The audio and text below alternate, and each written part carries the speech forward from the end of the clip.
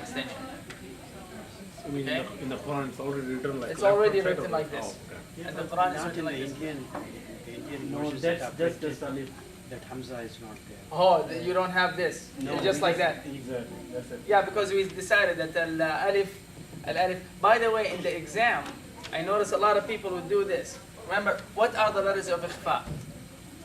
I say you either can say the whole thing and know all of the 15 letters, or you can tell me except of hamza to ha, ain, ha, ghain, kha, and yarmalun and ba, right? So this is what I find. So they say except hamza, ha, ain, ha, ghain, kha, and then they would write, the person would write the letters of ikhfa, and guess what is the first letter written in there? Because that's what. Remember. Alif. Okay? Alif.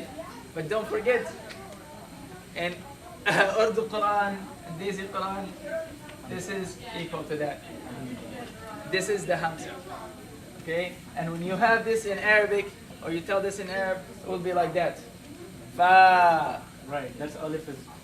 Yeah. Both Alif sounds are Mad. the same. The sounds are both same. Hamza and Ali. No. If you call it Alif, you have to specify. When in Arabic, when you say Hamza, you're talking about in the beginning of the word. Ahmed, ah. Okay? But if you say Alif, and it could be in the middle of the word, unless you say it Alif with a Hamza, or you just say Alif, then like Na'ti. Na'ti, that's a Hamza. Even though it's written,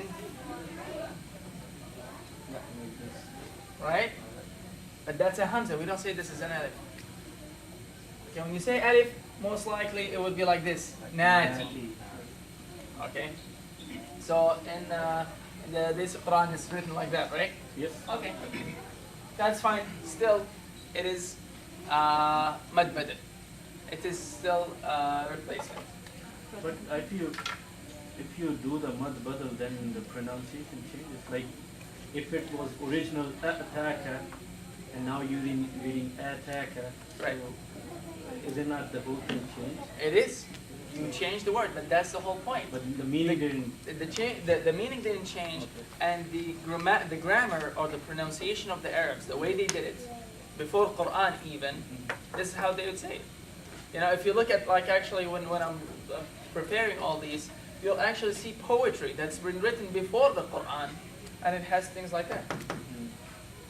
Okay, but that's how the Arab did it. That they do not combine two hamzas next to each other. I mean, look, you kind of do the same thing, right? We do the same thing. We talked about idgham mutamathilain and mutajanisain. That when you have two things next to each other, like this, how would you say this?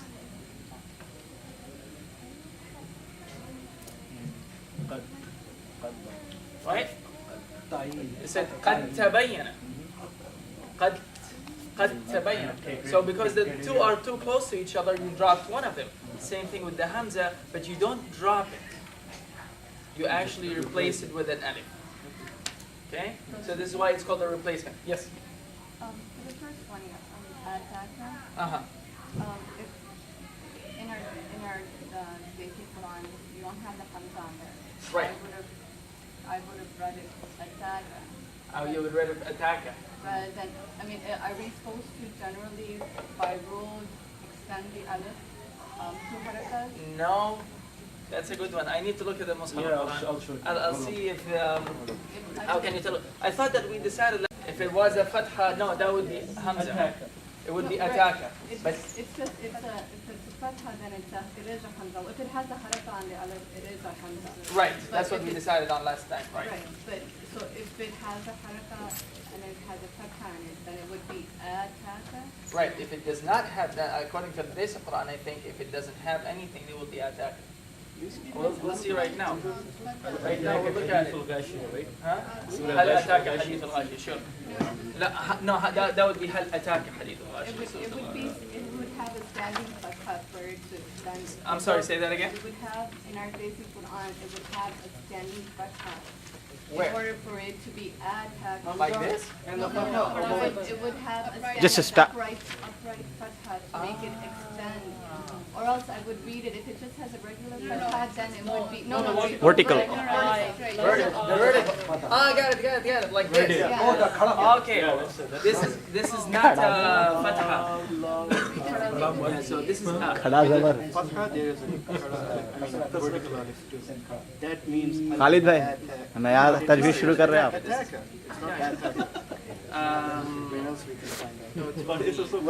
क्या नई तजवीज है आतूनी सुबह। खड़ी खड़ा जबर छोटा जबर آتوني. Yeah, it's like زبر آتوني زبر حديدة. Not So just last week I called, this is what it's called. Listen to what is this called specifically. And remember, I actually told you, I asked you, how do you write the word Allah? And if you notice, the word Allah has this, and if it's correctly written, it has that. Arabs don't write it this way. Unfortunately, yeah, the new Mus'haf al-Madina doesn't have that, and now there's emphasis that they're trying to include that again in Mus'haf al-Madina. Or like Hal Ataka Hadith al-Ghashiyah written right there, it's like this, right? This is what be Ataka. Or we always, how do you write Dhalika? But the has a, Right? This is how to do it. What is this? This is not Fatha. You have to be very specific. This is Alif. This is called Alif. Know this name, very specific. Alif. told us last time. Yeah, we call vertical alif. That's Khinjariyah. Alif Khinjariyah. The word khanjar or khinjar